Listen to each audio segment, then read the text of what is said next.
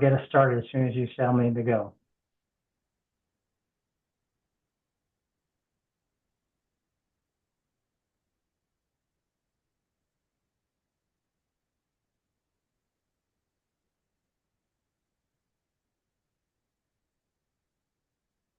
You're good to go, Ken. Oh, good. Okay, then. Well, good evening again, everyone. My name is Ken Jones, and I'm welcoming you to the War Industry Resistors Network. We've been doing monthly webinars for almost 4 years now. This is our 47th webinar, and we record them. You can find our recordings on our website, which I'll post our link to our website in the chat here as we get going. So I'll just introduce our webinar and our presenters and then turn it over to them right away. Tonight's webinar, as I'm sure you know, is called Turning on Us, the War Machine Comes Home, and it focuses on the recent invasions and occupations of our cities by ICE and the National Guard. And our presenters, we have three. Michael McPherson, he is the Executive Director of Veterans for Peace. He's an Army combat veteran and a human rights and anti-war activist. He's been active in many movements, including the Movement for Black Lives. Vanessa Torres Hernandez is the Integrated Advocacy Director at the ACLU for the state of Washington, where she leads efforts to develop and coordinate legal, policy, political, communications, and organizing strategies to protect and promote civil rights and civil liberties of Washingtonians. And Don Washington is the Executive Director of the Chicago Housing Initiative Coalition, with over 25 years of experience working in social justice campaigns, training programs, and organizations. I just gave you the short version of their bios, and if you want to see the longer version, you can go to our website where we talk on our webinar section about all three of them. So our first presenter will be Vanessa, and Vanessa, over to you. Great. Thanks, folks, for having me. I'm already been introduced. I'm Vanessa, and I am going to be talking with you all about the legal framework around the use of the National Guard, and specifically its deployment in American cities. So I'm going to share slides because a lot of this is very legalistic, and I want to make sure that folks can, in addition to hearing me, actually see some of the words on paper. So I'm going to share screen and then wait a second for folks for it to pop up.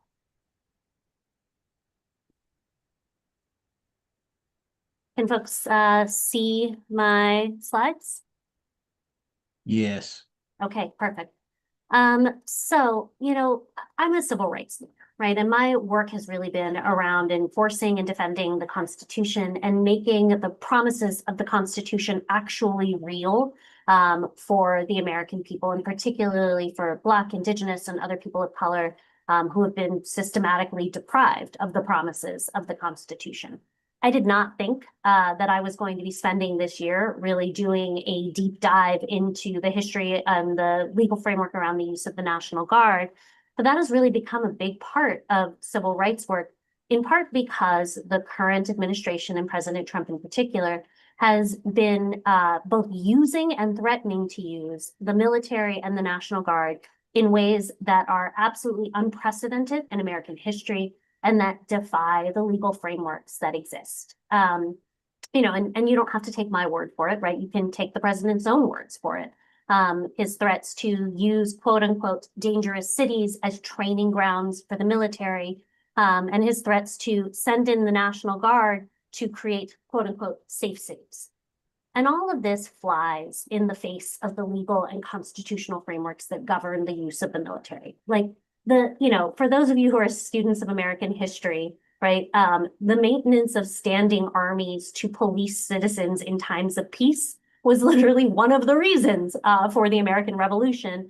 And it was named specifically in the Declaration of Independence as one of the grievances against the British colonial governments.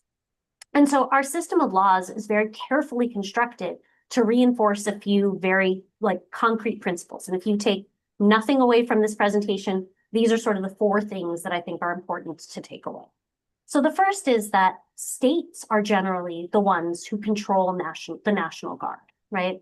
The federal government can only take over the National Guard either if the state asks for the federal government to do so, or if there is an emergency situation where over the objection of the states, the federal government seizes control. Even when the National Guard is part of the military forces, part of the standing army of the United States, the law is quite clear that the military does not do civilian law enforcement. We don't have militaries to do things like investigate, unlawful alcohol usage in the streets, right? The military is not supposed to enforce the civilian law. And in fact, it is a criminal offense for a military member under the Posse Comitatus Act to enforce civilian law, unless there are specific limited circumstances that are authorized by Congress. And the most notable of that, the one that's been getting the most attention, is the Insurrection Act, which authorizes the president to call up the military to engage in civilian law enforcement in order to suppress a rebellion or an insurrection against the United States. Notably, in all of the instances where the military has been threatened or the National Guard has been deployed or attempted to be deployed in American cities, the president has not invoked the Insurrection Act. And I'll talk a little bit about that later. But even if the president did invoke the Insurrection Act, we are not under martial law. Martial law is actually not a term that's defined in the American legal system, but it's generally understood to be when the military is the government, takes over the government. What the Insurrection Act authorizes is for the military to assist civilian law enforcement, not to supplant it or take over the government. And then the other thing that I think is really critical to remember is that even under all these schemes, if a military entity, whether that is the National Guard or the military itself, is assisting civilian law enforcement, they're subject to constitutional limits on search and seizure, excessive force. They have to respect the First Amendment. Just because the military is involved does not mean our constitutional rights evaporate. If they are enforcing civilian laws, they have to follow the rules of civilian law enforcement.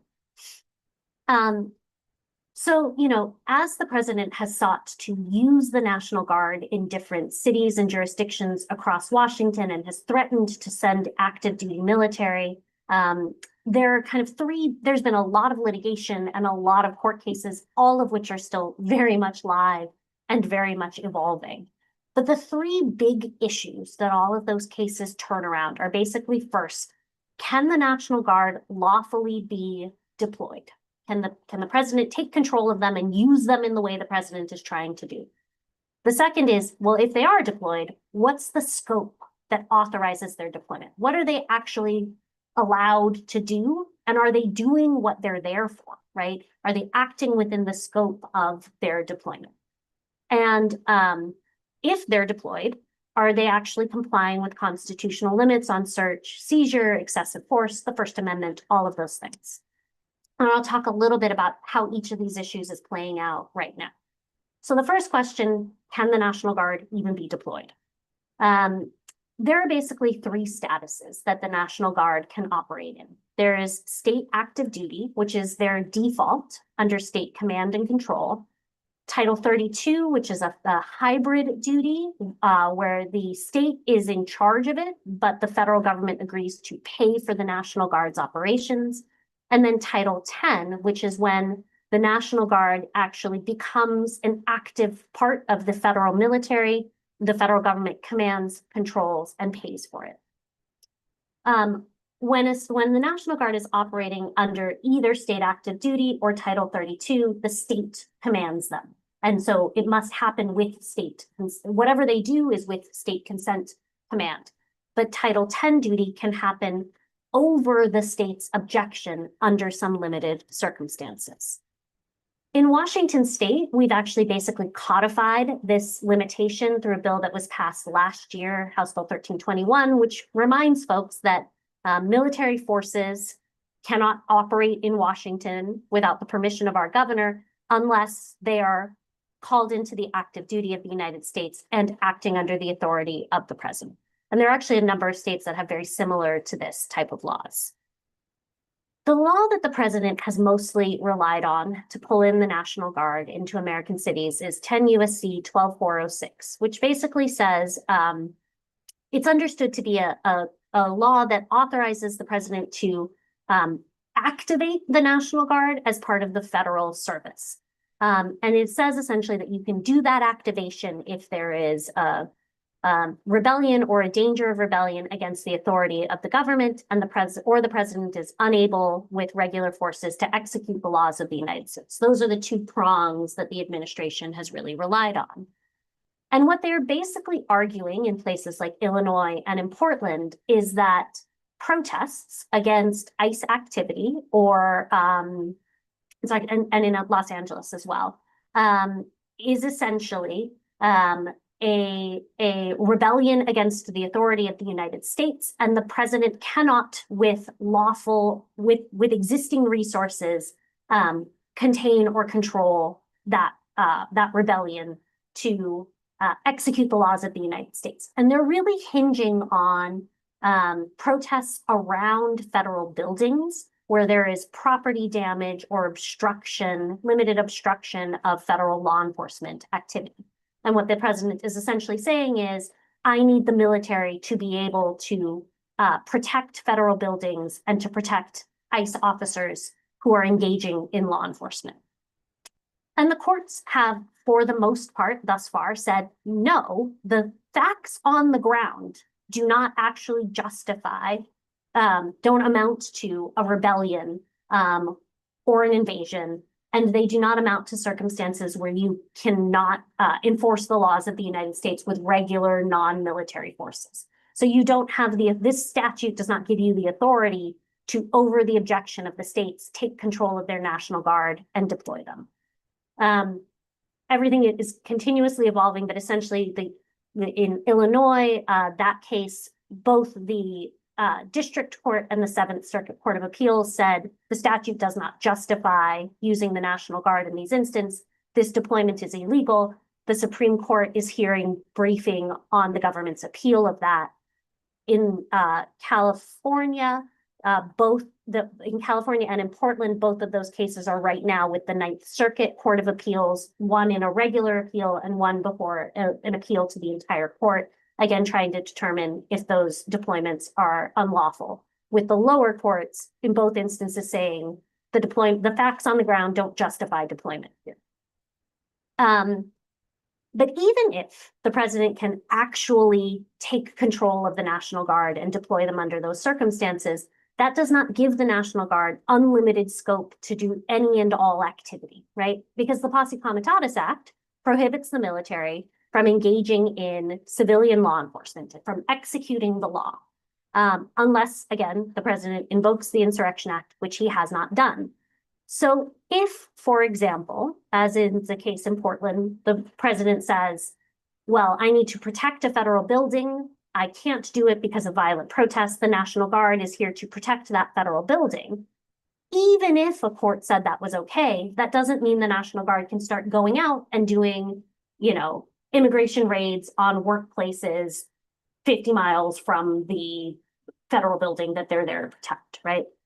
And so this issue is live actually in both DC and in LA.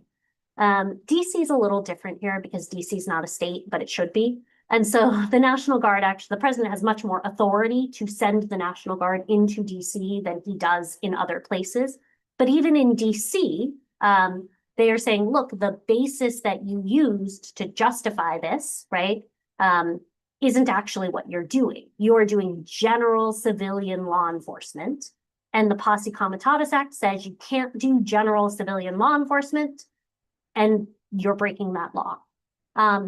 The same arguments are being raised in LA, where the court initially held, okay, well, maybe you can deploy the National Guard to protect these federal buildings, but the evidence is showing that, in fact, the National Guard is behaving in ways that go far beyond that scope and is doing general civilian law enforcement.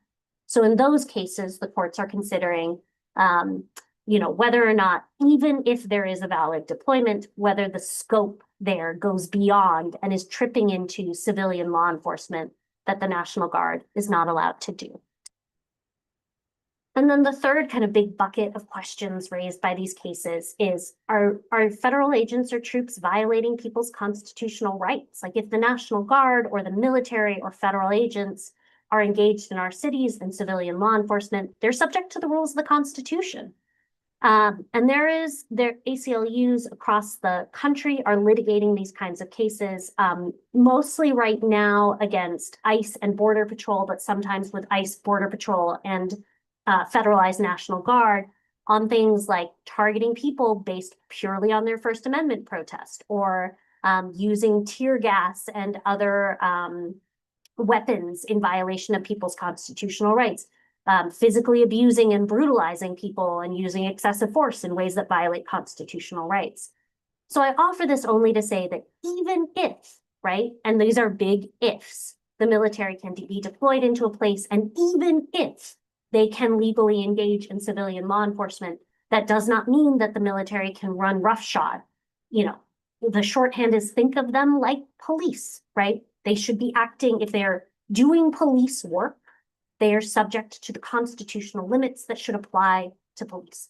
There's a little nuance in there, but that's a good baseline orientation to what that issue is about. So I'm going to stop there because I know I ran through a lot. And I'm going to stop sharing, and I'm happy to do my best to answer questions if folks have them. Normally, Vanessa, we wait until the end Okay. for questions, but since you may not be here for Q&A, I believe you have to leave before Q&A. I do need to leave at about 6:15 to go pick my daughter up from activity. So, well, that's 8:15, no, what is that? 9:15 our time on the East Coast. Why don't we give you 5 or 10 minutes to do Q&A because you won't be here later. If anybody does have questions, and I see one hand up, Jeffrey Barkdole. Go ahead, Jeffrey. I got two. Let's keep it, let's do one. Oh, I was gonna say, all right, let me see if I can put this in. If a member of the National Guard is watching this right now, what would you say? What would you say to them? And for secondly, should the National Guard? What should the National Guard do if they know in their heart they can't? The president's given an order that they know is unjust. Yeah. Those are great questions. So I'll preface this by saying I am not an expert in military discipline or sort of conscientious objector type of law. And so I don't want to give folks advice on that. What I would say is I would want folks who are members of the National Guard to put the heart of your question forward, which is, what are my duties and what is my oath and obligation here? And to hold to the standards for their activity that are established in their oaths and the laws that bind them, and to use the lawful means within their systems to raise the very questions that you are raising right now, which is like, if you believe that an awful is an order is unethical or unlawful, what are the available systems within the military system to raise those questions? Through the ranks, and within the framework. So, I can't advise people on what do you do after that or outside of that? There are definitely folks who are experts in conscientious objector and military discipline issues who would be much better positioned to advise folks than I am on that. Good. Thank you, Jeffrey.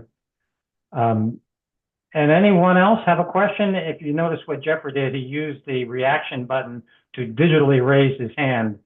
And that's how I knew he wanted to ask a question. If you want to do that, we can take another question or two, depending on how long the question is. All right, Donald Smith, I see your hand. Go ahead. Yes. Hi. I asked it in local chat.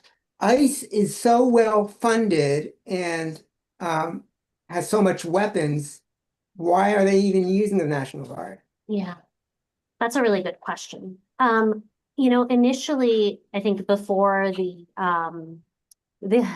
big budget bill, which dramatically increased ICE's capacity, the National Guard has been viewed as a force multiplier for mass deportation, and particularly so in the cities and states where the local police departments are not willing, or where in states where there are laws that are passed that prohibit local police departments from doing civilian immigration enforcement activity. So Washington State is one of those, right?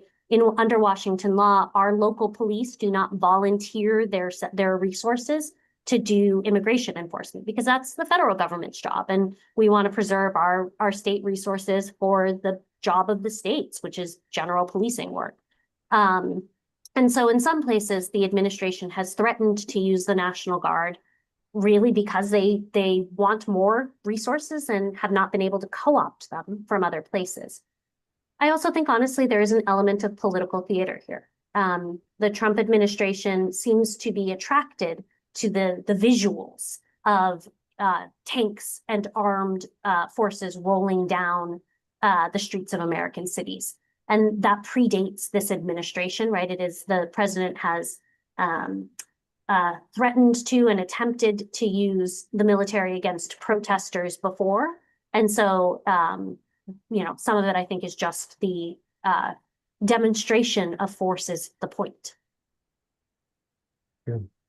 I've got one more question for Vanessa, and I see one in the chat. So Susan Immel, I'm just going to read your question. Are the governors of the states whose National Guard is being used by Trump doing anything, are the states paying, or the feds? That is a great question.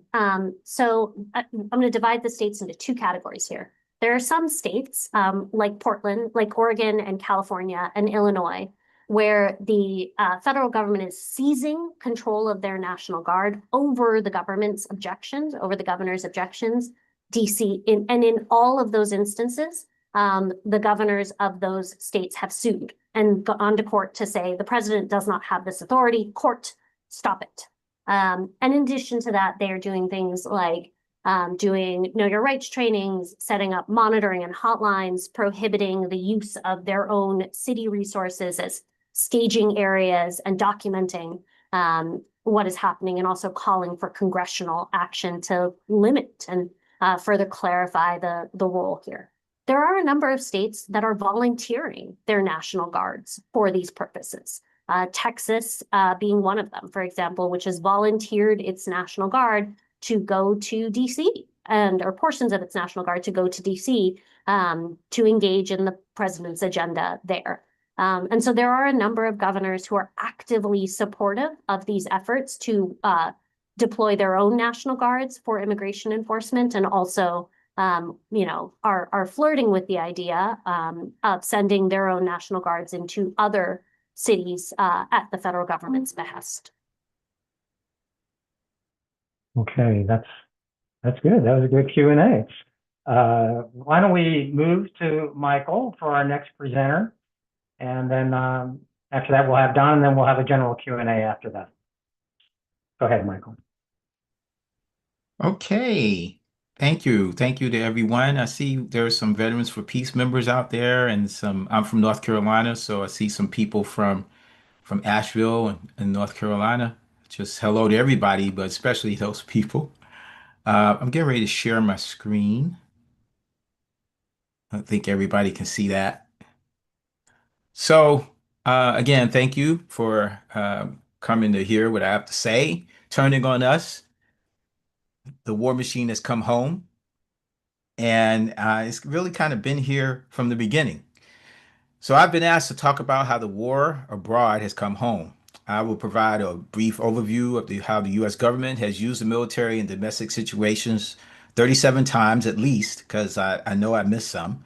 Started in 1786, and that's 10 years after the Declaration of Independence and 1 year before the Constitutional Convention met in 1787, and continues to the present day.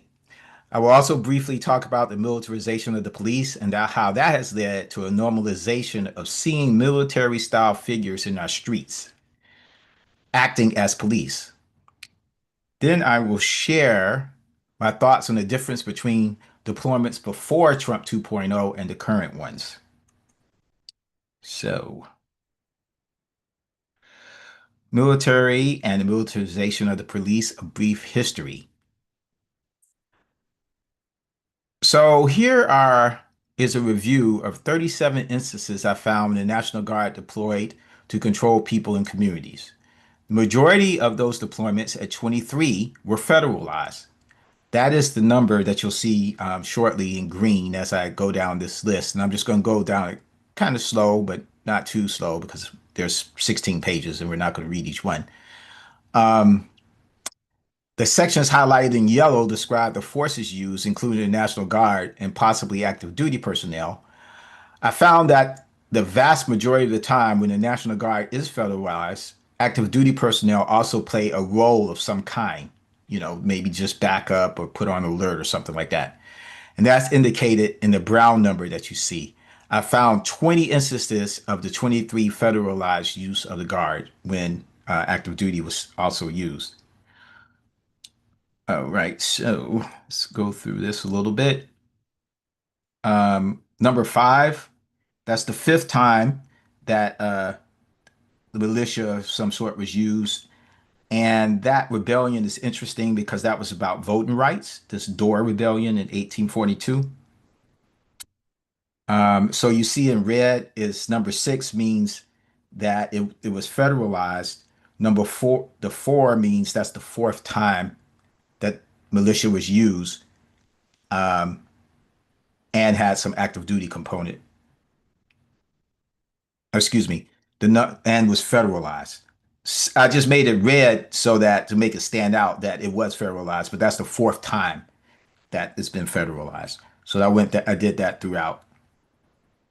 And as you see, many, many times that has happened. I'm going to talk more about the draft riots in New York.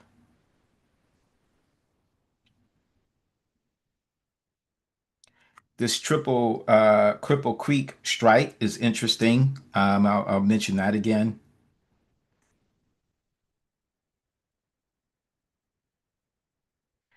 And you might recognize some of these from when you were in college or high school history. I recognize some of them, but some of them I had never heard of.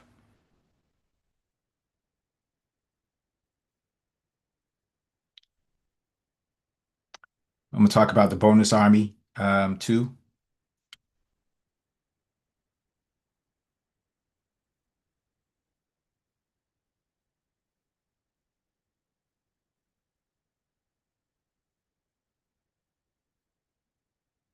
And we get to the civil rights era.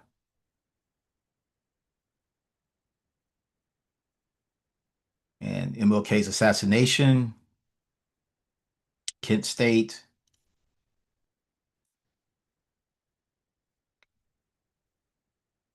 Wounded Knee, moving up to more recent times. Ferguson, I was chair of the Don't Shoot, co-chair of the Don't Shoot coalition there. Freddie Gray, the nationwide George Floyd protest, and then the insurrection, 2021, January 6th. So there are many deployments we could discuss. However, I'll only discuss 5. The first 3 are notable because they occurred earlier in our nation's history. Oh, I'm sorry. So like I said, 37 National Guard deployments, 23 federalized, 20 with active duty support of one kind or another. So that's not out of the ordinary. Honestly, I thought it was. When Guard was sent to Los Angeles and then they had the Marines also on standby. Turns out that's not out of the ordinary. Okay, so Shays' Rebellion, which occurred 1786 to 1787, took place before the Convention to write the Constitution, when the Articles of Confederation governed the United States. It was an armed uprising in Western Massachusetts and Worcester in response to a debt crisis among the citizenry and in opposition to the state government's increased efforts to collect taxes on both individuals and their trades. The rebellion ended by late 1787, February in 1787, and the convention started on May 25th.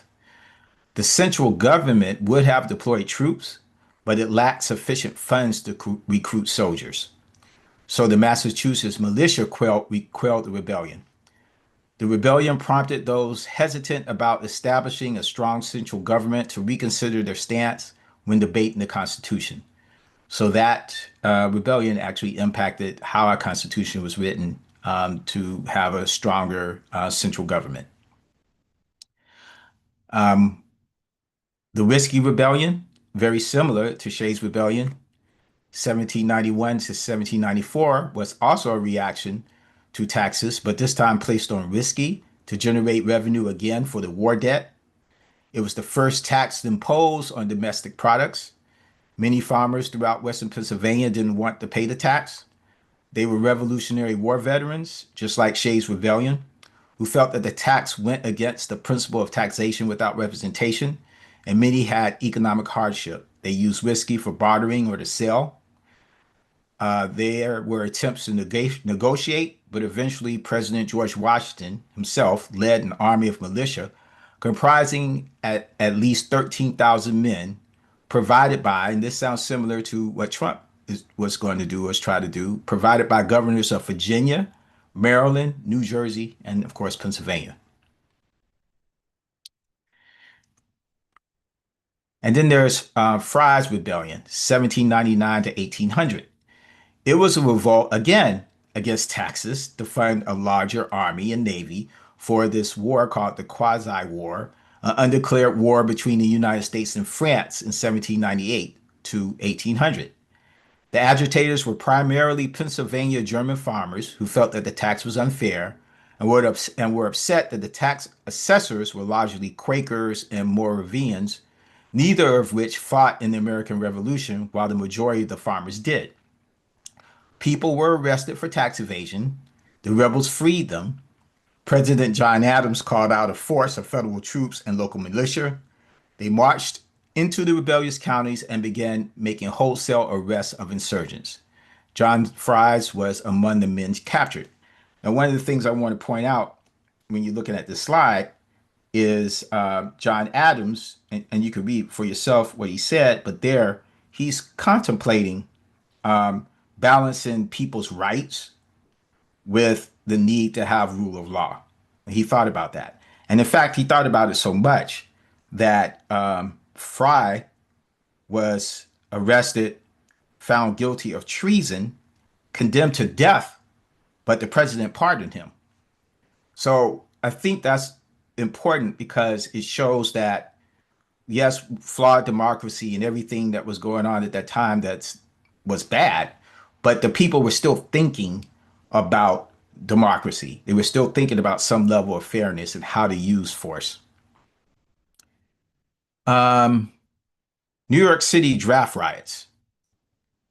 So one use of troops that stand out more than others is the July 1863 New York draft riots. You may have seen this depicted in the movie Gangs of New York. This uprising was a reaction by workers. The Civil War needed more men. Congress passed the Enrollment Act. It was the first real national draft, but it was unfair. A person drafted could provide a substitute or pay $300. Those options were a way out for the rich. And initially, black men were excluded because they were not seen as citizens. Working class white men did not have a way out. So protesting the unfair law turned into a race riot against African Americans by Irish Americans, and the ransacking and destruction of many public buildings, abolitionist homes, 2 Protestant churches, many black people's homes, a black orphanage was burned to the ground. Black people were killed, lynched, and burned. The military resorted to extreme measures to restore order. The U.S. Navy bombarded Paradise Square in the 5 Points, and they showed this in the movie, by firing cannons at the angry mob. More than 4,000 troops were fighting to stop the rebellion. Soldiers fired on people at point-blank range. In the end, the riots were quelled with 120 people killed, 2,000 wounded. 10,000 soldiers were stationed in New York City to avoid a repeat of the incident. So that was a really big one. So, a few observations before I go to the last one I want to talk about. Of the 37 deployments I researched, 19 were race related, either to stop attacks on Black people, to suppress Black people's response to oppression, or to ensure the implementation of federally mandated desegregation. And of course, there was the 71-day siege of Wounded Knee, Pine Ridge Reservation, where 2 American Indian movement activists were killed. Some of those, like the draft riots, were a mix of racial and labor issues. 9 deployments were labor related. 8 strikes were suppressed that turned violent. But one, and this is that Cripple Creek strike in Cripple Creek, Colorado, was aimed at actually supporting the striking workers. The military was supporting the striking workers against a private army hired by the mine owners. That's only happened one time, where the military was actually on the side of the workers. So the final deployment I will describe is the bonus army suppression.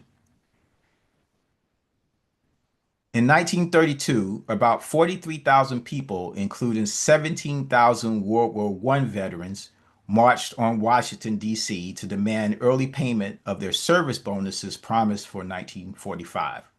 Called the Bonus Army, they camped in the city during the Depression. Many of the war veterans had been out of work since the beginning of the Depression. The primary demand of the Bonus Army was the immediate payment of their certificates in cash. They needed the money, and they were desperate. Refusing to break camp after being ordered to leave, the police, facing resistance while trying to force them out, killed 2 veterans. President Hoover ordered the U.S. Army, led by General Douglas MacArthur, to clear the camps. Troops with tanks and cavalry drove out the marchers and burned their shelters. And it wasn't just soldiers or men. There were women and children there too, because many of them brought their families. Now, the point that I'm trying to make here, hold on. Okay. Oh, here we go. These past deployments and ones in our recent history, like Kent State, 4 students killed and 9 wounded, Ferguson, Freddie Gray, George Floyd, these uprisings, George Floyd, at least 23 states activated their National Guard. Like I said, at Ferguson and St. Louis. This illustrates that the National Guard deployments and the use of active duty happen more than I think most people realize. It has happened quite a bit. And right from the beginning of this nation, is the powers that be showed that they were not afraid to use violence and to use soldiers to enforce their will. So what Trump's doing is not actually that much out of the ordinary. Militarization of the police. Officer-friendly policing to a guardian and warrior ethos. I was born in the 60s, and that they were trying to do this officer-friendly thing at the time when I was, as a young person. So very briefly, we transitioned from an officer-friendly ethos in the 1960s to the warrior guardian ethos of today, where officers wear full body armor, carry a variety of weapons, and have access to various battlefield equipment. So you can see kind of the difference between the two there. But here is a rendition of what the police might have looked like from the beginning of the US to today. And how accurate that is, I don't know, but it gives you kind of an idea of a spectrum of weapons and how that last person there looks like they might be a soldier. I mean, they're actually in some kind of camouflage, which is fairly absurd, but it is the case.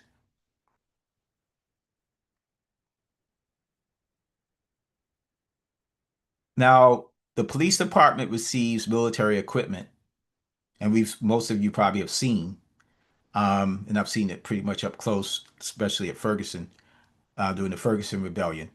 And there's 2 ways primarily that they get their equipment. One is the 1033 program, is a free transfer of surplus equipment. It first started in 1990 under George Bush as the 1208 program. It expanded to the 1033 program under Bill Clinton in 1996 to allow DoD to transfer for free property, including small arms and ammunition suitable for use by agencies in law enforcement activities, including counter-drug and counterterrorism activities.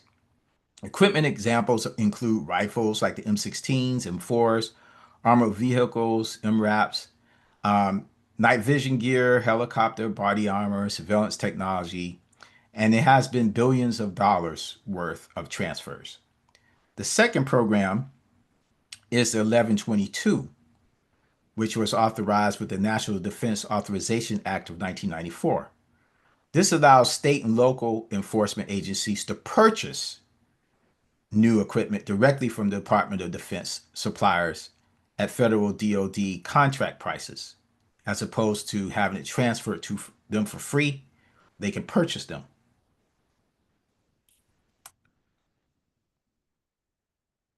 Now, what are the differences in the program? Well, one is, as it says here, free transfer of surplus military property. The other one is purchases. But the thing about that is the 1033 program is more tightly monitored because the federal government still owns the equipment. It's kind of really on loan. Whereas the 1122 program operates more like a federally purchasing cooperative with little to no public reporting, making it far less transparent. It's harder to track.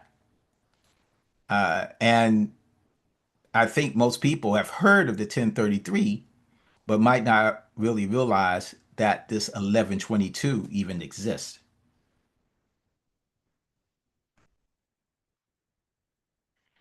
Now, in this slide, I just wanted to, again, show where we are today, because you can see on the slide to the image to the right, three different images kind of give you an idea of what the police used to look like all the way to what it looks more like in the 2000s. You can see that image in the middle. They look like they're on some kind of firefight mission or something. And then I found this Uvalde, which is kind of an ironic picture considering how they didn't go into the school, where they were kind of promoting that they had their SWAT team.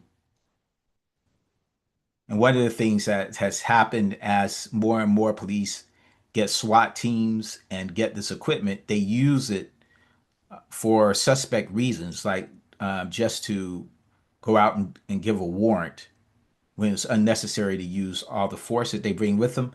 But it's kind of like, you know, a person buys a saw at Lowe's, they want to use it. So they find reasons to use it. This is similar to that, I think.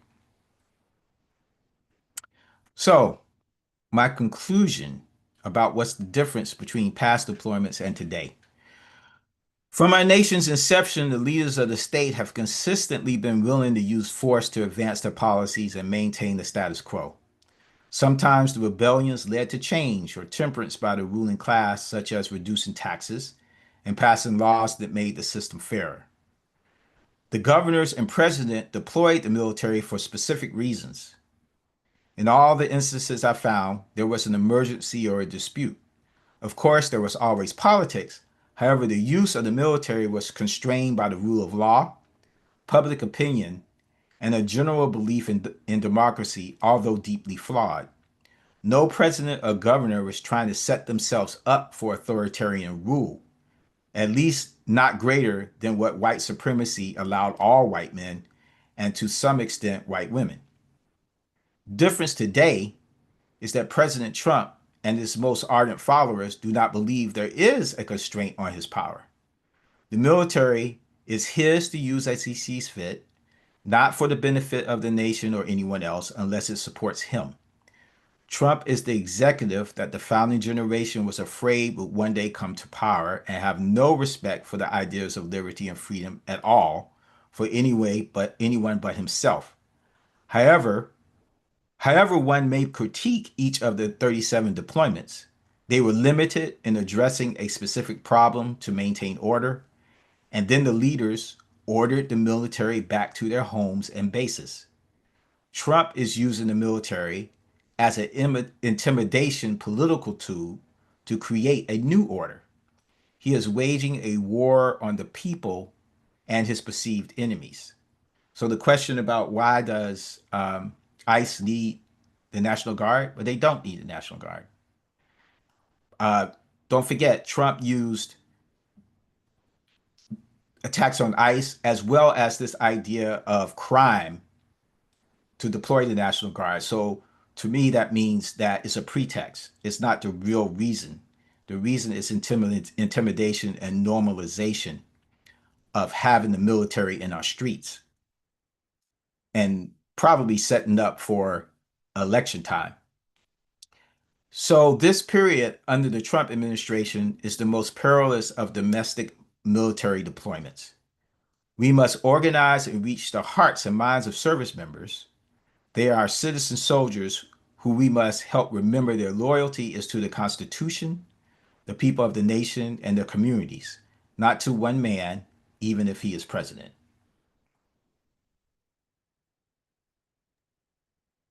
That's my talk for now.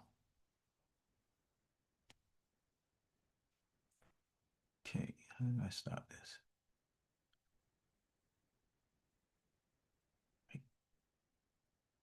Good. So I'm gonna hand it off to Don.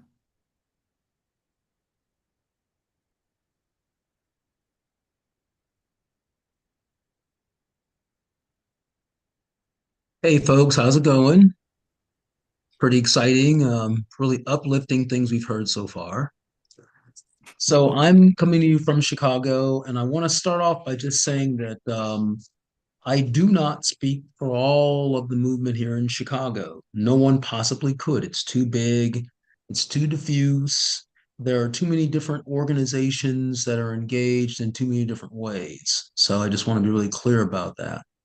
Um, there are probably other people who can talk, who could do the same thing I'm about to do from Chicago, who would give you the same, but a different cut on this because of the nature of how they're engaged.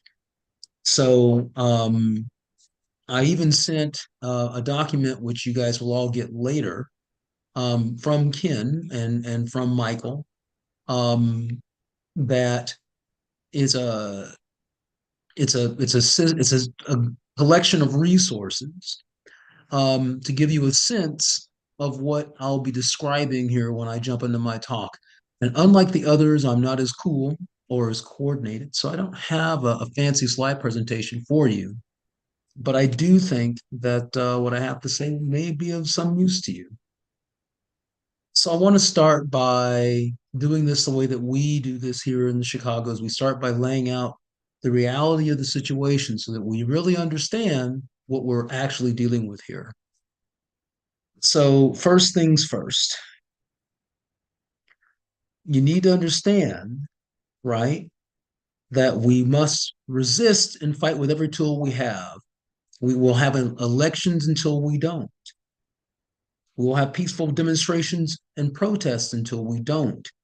Well, petitions and direct actions until we don't. And we'll have boycotts and strikes until we don't. Well, we have to use every tool all the time. The most important thing to take from that is that you have to be civically engaged on as big a scale in a constant way, or things are going to get worse. Second thing, it's really important that you create relationships that are both durable, right? And clear. And so what I mean by durable is when something terrible happens, you know who you talk to, right? When something happens, when ICE shows up, when there's some sort of mobilization that has to be done, you already know who you talk to. And clear, when you talk to them, you know why you're talking to them, what you need them to do. The other thing I want to also stress to you is the state itself is acting to destroy the social contract. That is what the state is doing. So we cannot expect to appeal the institution to protect the social contract that is being rewritten in real time. I want to stress that to you again. The state is destroying the social contract, so you cannot be appealing to them to protect the thing that they are tearing apart. And what I want you to really take home from that is that immigration is just an excuse to strip everyone of their rights. Okay? Don't think of this ICE situation of these armed thugs coming to the community as we're protecting the immigrants. We're protecting all of our rights. Remember, this nonsense started with them talking about trans people. Just remember how this started. ICE is not here to grab immigrants. It's here to strip all of you, all of us, of our rights. That's why this is a cost everybody in the street. That's why they throw tear gas at like Halloween parades where there isn't an immigrant within like 5 miles of the place they're attacking. They're here to intimidate and assault everyone's rights. And the reason why I know this is because what they are enforcing is a misdemeanor fine of less than $2,000 with military force that is sometimes lethal. I also want to stress to you, really want you to think about this, is that ICE, right? These forces that they're using, they claim to have only harmed only grabbed 120 American citizens. But there's an old rubric that I want you to keep in mind at all times. It goes something like this. We have rules of engagement because someone will break them. We have rules of engagement because someone will break them. And when someone breaks them, that's how we know they've gone too far. You've been watching ICE in action. What are the rules of engagement? If you can find some, tell me about them. So what that means is that they are obviously breaking whatever rules they have all the time. And we cannot depend on them, the state, to give us an honest appraisal of what they're doing. In legal terms, common order, like the idea that we can just assume good behavior, throw it out the window. Last but not least, before I get into like what the resistance looks like here on the ground, but this is just how we're acting. The state is as powerful as it's ever been, and we are facing a non-democratic state. This is a regime that is not acting in a way that is remotely democratic. So we can expect this thing, whatever it is we resist it, to end in like trials or processes or war crimes or hearings, that kind of thing. That's not how this is going to end. And I'm not sure how it's going to end, but it's not going to end that way. So with that in mind, just remember the job of the military, and all of you have been in the military. So when I say this, you're remembering. The job of the military is to take orders, kill people, and destroy things. And last but not least, to hold ground by being willing to take orders to kill people and destroy things. It is not the job of the military to make you safe or secure. That's not what they're trained to do. The National Guard does search and rescue because that's what we pour all the resources into. They have the resources to engage in search and rescue. That's why we use them that way. But if a guy painted green walking around with an assault rifle turns up on your street, they are not here to make you safe or keep you secure. Yes, I agree. They do have an order of discipline. They do have an obligation, as you all know, to not take an order that is illegal. But I just want you to remember back when you were 18, how often you knew that distinction. I just want you to be clear that a dude in a uniform in a civilian context is not here to keep you safe. So let me talk about what resistance looks like. So like I said at the top, you want to build clear and durable relationships. You want to know why you're together and how you will help each other. so that when something happens, everyone knows what they're supposed to do. Now is the time to build crisis response, right? To anything that happens. And a crisis response has a before, a during, and an after piece. Okay. So here are the things that you need to have in place before something terrible happens. You need to have a rapid response team that exists before. You need to have legal support that can respond before. You need to have hyper-local networks of people that not only know how to warn people, but who to talk to before something happens. And also before, you need to have education on what your rights are, how you will engage in confrontation with the forces of darkness and evil, and how you will document what is happening in that confrontation. You have all seen some scenes from Chicago, is my assumption. And one of the things you see is a lot of people turn up, right?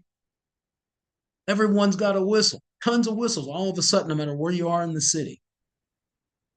People are asking the people who are being grabbed, what is your name? And they're also saying, don't say anything else. We want their name so that we can find them in the database later. We want their name so that we can know who to contact when they go missing. We want to be able to find them in the system. But that means that people have to be educated on what their rights are. They have to be educated on how to have that confrontation with ICE and other authorities, and they have to know what they're actually documenting. During the encounter, you need documenters to actually gather information and verifiers and make sure the information is good. Okay? During the encounter, you have to know what kind of information you're actually gathering, right, at the scene, like what you're actually doing. During the confrontation, when something starts, you have to have a prescribed system that tells you how to get to the first responders, the rapid response people, how to like bring them into play. And then after, and this is really important, after you need to have the capacity to connect people to the legal and mental resources they need to recover from being traumatized. Afterwards, you have to have the counseling and the material support. So material support is sometimes when these goons break into a place, they trash the place, they knock it over, right? They destroy people's possessions. There needs to be a response team that actually goes in and helps people like clean up, just repair, feed people for a couple of days, because these prick rat bastards have done things like throw all the food out of a refrigerator because they're looking for drugs.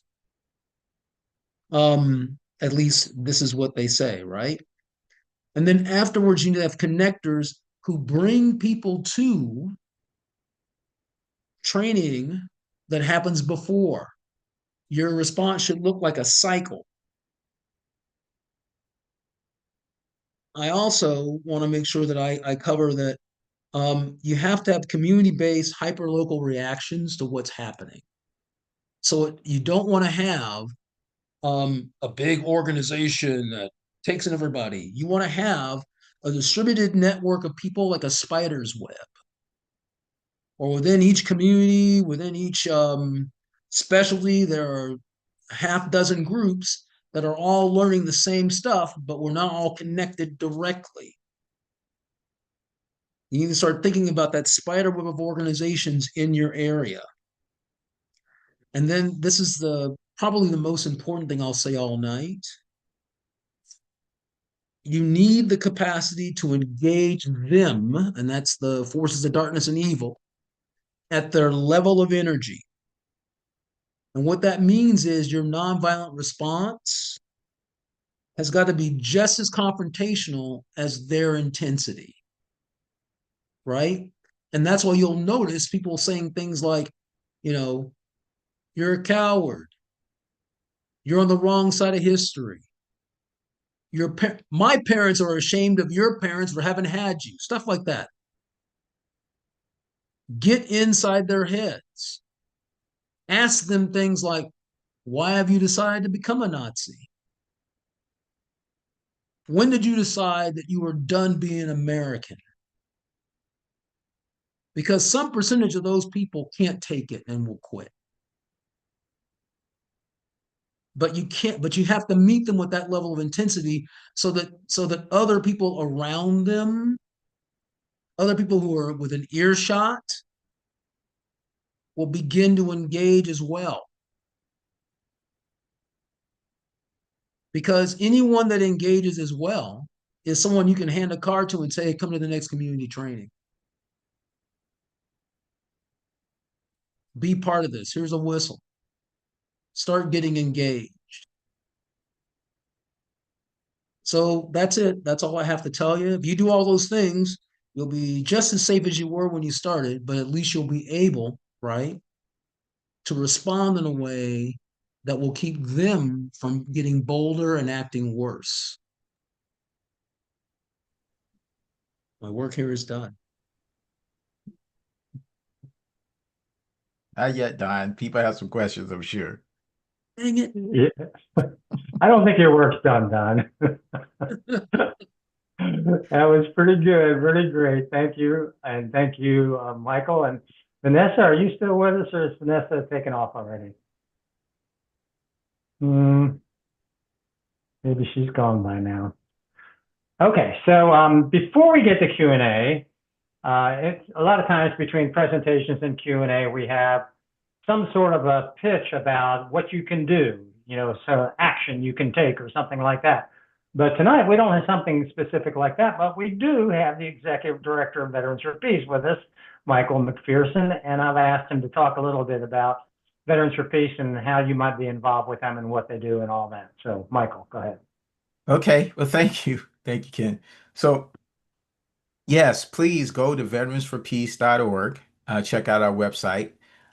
We are an organization of military veterans, but we also have associate members, and many of you probably already know this, because it takes associates and veterans together to really create and work for peace. And associates have been a very, very important part of our organization. Even from the start of our organization, we've had associate members. So right now, many of the things we're working on, of course, are pushing back on this authoritarianism. But we are definitely pushing back on this idea of attacking Venezuela. We are pushing back and want to hold the U.S. accountable for its taking part in the genocide that happened in Gaza, and wanting to continue to advocate for justice for the Palestinians. We have our Save Our VA campaign to make sure that veterans are continuing to get their health care, and not just health care, but all the benefits veterans should get. We also have a climate justice campaign because we know that the U.S. military has a huge carbon footprint. So if you're interested in any of these, please think about joining or at least supporting us, because we do need funds. And lastly, I don't know how many of you know that veterans are deported. We have a campaign that's working on bringing veterans back home and trying to stop them from being deported. And this is not a new thing that started with Trump. This has been going on for decades. So please, one thing you can do there, other than support Veterans for Peace, is just call your representative, call your senator, let them know that this country has been deporting veterans, and demand that they pass legislation that stops that and creates a path to citizenship for service members. So that's all. Good, thank you, Michael. And I am an associate member. Thank you. And have been for a while. And I will echo Michael's remarks that associate members are really valued and included. And, it's one of those organizations, Veterans for Peace, that is anti-war, anti-imperialism. So if that's where your head is, I mean, this is a group of people you can work with. There's chapters, I don't know how many chapters, over 100, right? Over 100 chapters. Yep. Yeah, so I live in Asheville, North Carolina. We have a chapter. They're all over the place. They have national conventions, and highly recommend you, if you're not already involved with Veterans for Peace, see if you have a local chapter and join up. Okay, so we're going to go to Q&A, and the way we do it is you raise your hand digitally by going to the response. There's a little raise your hand function in the response button, and I'm going to ask for people who have not already asked a question to come forward and see if you can get our presenters to say more about something. I will ask you to have a question, and if you have a comment, keep it brief. So I don't see any hands, but I'll ask one to get you started. Don, you talked specifically about ICE, and I think a lot of people are as concerned about that as they are the National Guard. At least I am. And what do they have, more funding now than some of the armies in the world, right? They're going to be fully armed and everywhere. And so I guess I'd like to, I know that you in Chicago are a lot of organization against these deployments, but not every community is Chicago, right? Not organized like that, not set up to do that. And so I don't know, what I'd like you to address is for those who are not in a situation like in a big city, New York, Chicago, LA, and you see them coming. We have local organization here in our small town that basically tries to keep their eyes out and alert people that they're in town and what they're up to. But that's as far as I know about strategy locally. Can you address maybe some things, or how you might advise people who don't already have this before, during, and after thing that you talked about? So this is just community organizing 101, and there are probably people on this call that have been steeped in it as well. So, prepare for a crisis before it happens, right? That's like the first thing. So what I would advise is within probably within an hour of your town, if you're in Washington, maybe within 2 hours of your town, or 3 if you live far enough away, deep in the sticks, there are people right now in one of the big cities that are organizers that will come out and help you, do like a one-on-one training, and then how do you build a core group of people? Because honestly, if you have a core group of like maybe 40 or 50 people who are really dedicated to something, and you create, get the legal resources. You can start. I would start with something really small, like let's just have a meeting to talk about it and see how many people are interested, and then from there, get some basic organizing training, like maybe a day-long training on like what to do, and then get the resources together. And you can crib sheet the thing that I sent you, that little 2-page thing I sent you, on the kind of resources that you need. And then, something really small would be just to have everyone that right, within that small group of people that had that first meeting, just have like a contact card that you can hand out to people saying, hey, if you see ICE, call this number, right? And then, the number rings to like the people that you have that are engaged. You can get like a Google number, and then people know, ooh, ICE is on like 7th and 8th Street. We should send people over there, right? So something that's really simple and really basic, and then people have just got to be trained in like how to confront them. But it's just basic organizing. And I think the other thing that I would stress is it's important to have face-to-face meetings and not so many of these Zoom meetings when you're organizing this stuff, for your own security and safety, right? So you have to go out and meet the people, shake the hands, and say hello. And if we remember anything from like the Black Lives Matters movement, and I use it because it's the most recent one, at some point they'll figure this out and they'll start infiltrating organizations. At some point they'll figure it out. It'll just occur to them. Because these guys are so white nationalists and so certain of themselves, it may occur to them way later. But eventually they'll figure it out and they'll start sending people. But If you build thick, durable relationships, those guys will stand out like a sore thumb. So that's what I would advise, right? Go get some help from other organizers who are close to you, and then just build a corporate of like, 30, 40, 50 people who really care. Yeah, that's good. Thanks. Okay, I see two hands. That's great. Sharon Abreu, let's have you ask a question or make a comment. Hi, thank you. Yeah, just in terms of what to say when you're doing nonviolent resistance, Don, I'm sure you have, experience that has led you to see what's effective. I have a concern though that using certain kinds of language of insulting or shaming or whatever could escalate a situation. So I want to have you speak to that. Thanks. They will always escalate. They don't need you to, it doesn't matter what you do. You're not in control of the escalation. That's the worst part about these people. We have seen them tear gas toddlers who just happen to be present. We have seen them break into here in Chicago, they just recently entered a preschool and then went room to room, grabbing people and chasing people down hallways.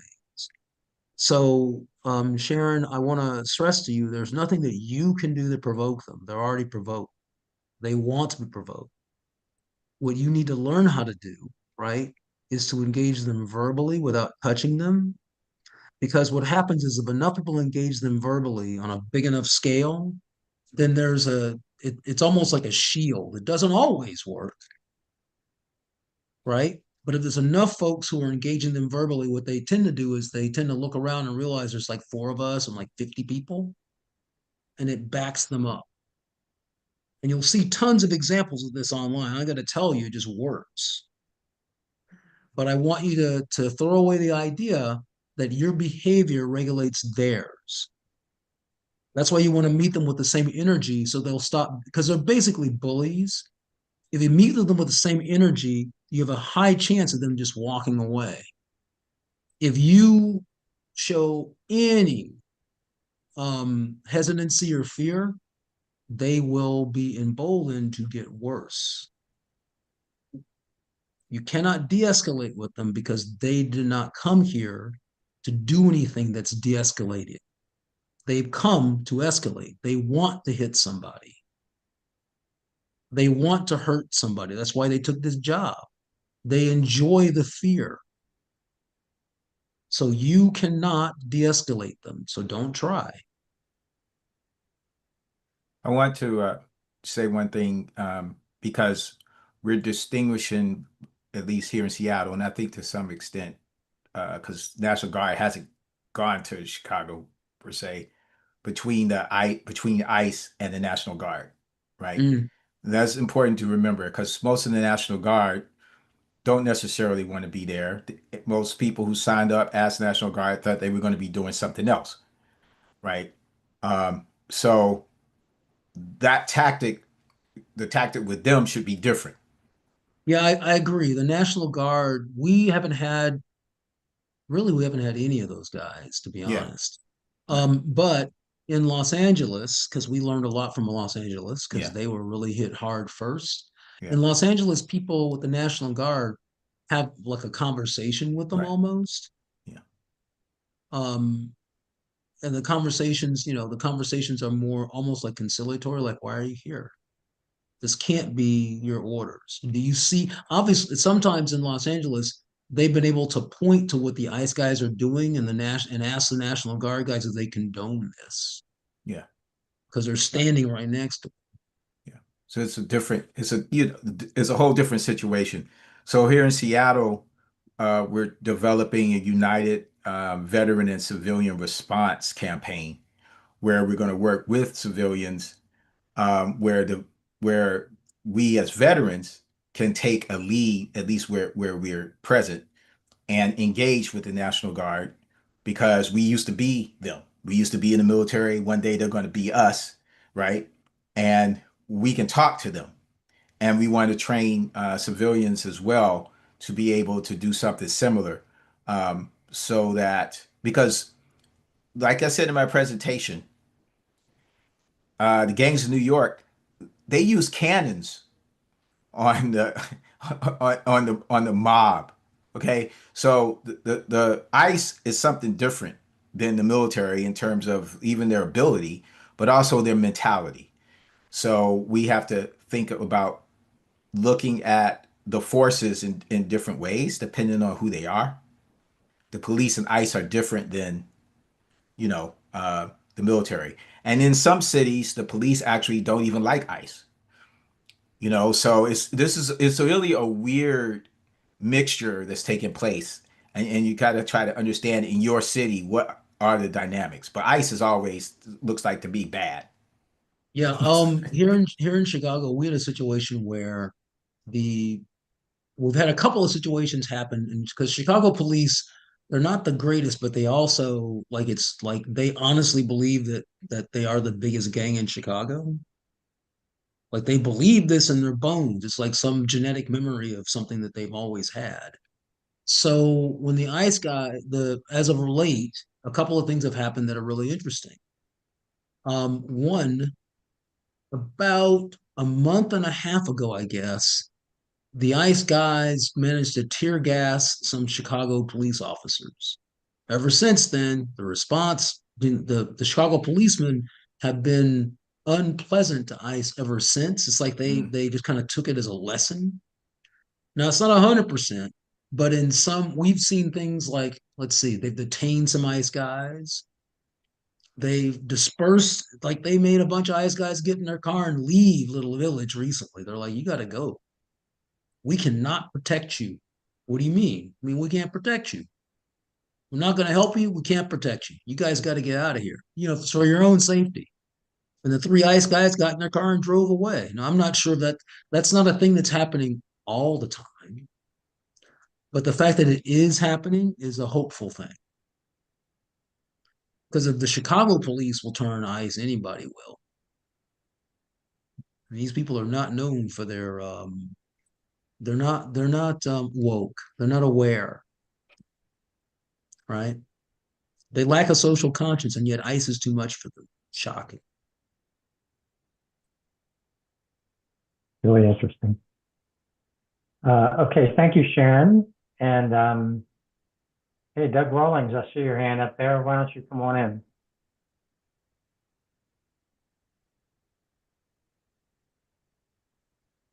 You're muted, Doug. How's that? Okay. Yeah, Michael, how are you doing? Hey, all Long right, time Doug, no good to see you. Yes, Yeah. sir. I gotta say, I loved every one of your presentations, but Don, you really punched my buttons. I live in a rural town in central Maine, 7,000 people at most. We've had these No Kings rallies, and we've had 1,000 people out in the streets. For the last 22 years, we have held a vigil every Friday from 12 to 1 in front of our post office, first started by Women in Black and then joined by Veterans for Peace. And so we have these Veterans for Peace banners and Women in Black stuff. And recently, of course, we've had a lot of Trump stuff. Well, the last two Fridays, we've had these three guys come, white males in their early 30s or something like that. And they show up with a large radio and they're blaring YMCA. And they're holding a big sign in front of them that says, Trump is your daddy. Okay, so I'm standing there and my wife and other people are trying to restrain me, but I can't help myself. I'm engaging with these people like crazy. We're sharing profanities, quite frankly, and I'm just so upset. And people are saying, you've got to be quiet, just let him alone, stuff like that. So I'm hearing from you, Don, that I'm actually in the right track by confronting these characters. Well, maybe not, because Okay, those guys are not ICE, right? right. No, they're not. Those guys Yeah. are they're just yokels. And so something I Yeah. would so I'll just give you a piece of advice. Engaging is probably not helpful. So Doug, you're not on the right track. Don't be me. Don't get into a fist fight with these morons because they morons. what was it? What was the thing? Don't fight with a drunk because no one can tell the difference after a while. No, That no, thing. no. So don't get into an argument with those guys. I would strongly Yes. advise like if either not engaging or if you really outnumber them, like if they're gonna turn up, y'all should I would develop a rapid response thing. So whenever the three of them show up, you said you could turn out like 1,000 people, a whole bunch of people all, oh, I love that. That's right. You don't wrestle with a pig. Everyone gets dirty and the pig likes it. I love that. That is perfect. Um, I would have a thing where let's get a rapid response. And then what happens is the three of them turn up, they play their music. And then, after maybe like an hour, maybe 200 people turn up. And then we have like a dance party, Yeah. Well, I was thinking the same thing. we did that. right? We did that. Well, I would just make it a thing where this always happens. And after a while, they'll just lose interest. Well, I actually I have a wonderful VFP banner, and I went and stood in front of them, and I'm an old duffer, right? And I'm dancing to why, well. And then I told them, I said, "Wow, I'm really proud of you guys that you support gay rights." Because they really don't understand the origin of that particular song, right? And I said, "Oh man, are you telling us that Donald Trump is the first gay president?" And of course, I'm taunting them because they're homophobic as crazy, right? They're, what the hell are you talking about? Blah, blah, blah. So, anyways, it was it wasn't a discussion, if you will. But and then people restrained me, and I got back and stood in line and kept myself quiet for a while. But after a while, I just couldn't let them take over.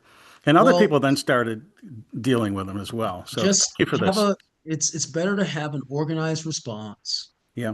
because organized means that you know what's going to happen within your control. Have an organized response that happens all the time, and then they will lose interest because of the organized response. And you can do a thing where each time it's a little bit different, make a game out of it. Yeah. Thank you. Um, but it's important to have a plan, right? The Lone Ranger, there's a reason why that guy's not real. Thank you. Good advice. I got you. Thank you, Doug. I'm looking at the clock and I think it's about time to quit. Jeffrey, I see your hand up. You've already asked one question, so I may ask you to pass on that. How about any last things to say, Don or Michael, before we call it quits? Well, I guess my biggest thing I've been telling people, because sometimes when we're in crisis, pressure can sometimes make us start to be impatient with each other. And we might disagree on tactics or strategies, and next thing you know, we're arguing. And I would say, let's not do that. I mean, it's good to have a discussion because we got to figure out what to do. But remember, the most important thing right now is for us to unite, to build those relationships Don was talking about, because the right has done that, right?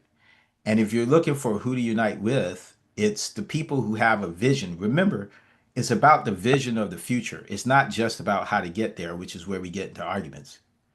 The vision of the future, and that I think we all agree on, is democracy, is multicolor, is multi-religious, where people get to be who they are, and you don't tell them who they are, that people aren't put in boxes, where we accept each other, right? That's the vision that we have. And they're afraid of that vision. They're afraid of what this country actually looks like, not what it's going to look like. They're afraid of what it looks like. And that's who we are.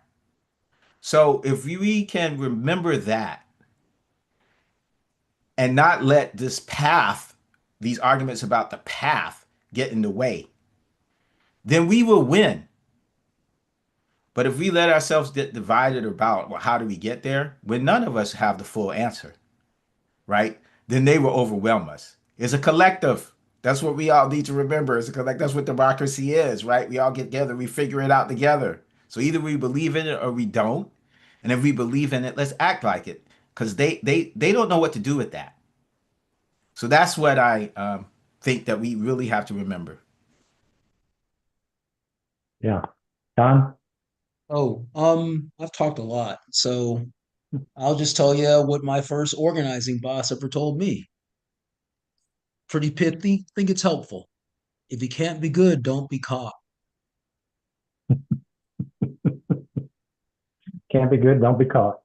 Don't That's good. be caught. Yeah, All seriously right. though, take care of yourselves, people. Yes. Be safe and build relations, but be safe. Be mindful and safe. Love you all. Great. I want to thank you both, and thanks to Vanessa, who's not here anymore, for coming on and doing this webinar. I know you're very busy and there's a lot to do. So, and thanks for everybody who came. Next month, we'll have another webinar. I'll send you a note about it, and I'll send you a follow-up email with the recording and with Don's PDF and anything else Don or Michael or Vanessa want to attach to that email.